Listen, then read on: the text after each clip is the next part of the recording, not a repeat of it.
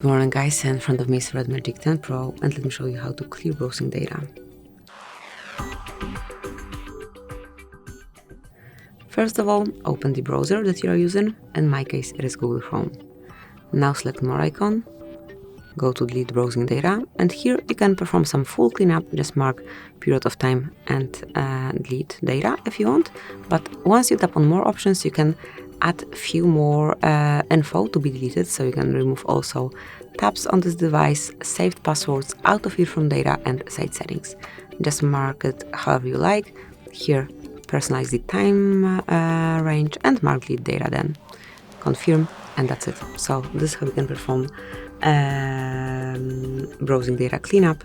Thank you for watching. Please subscribe our channel and leave the thumbs up.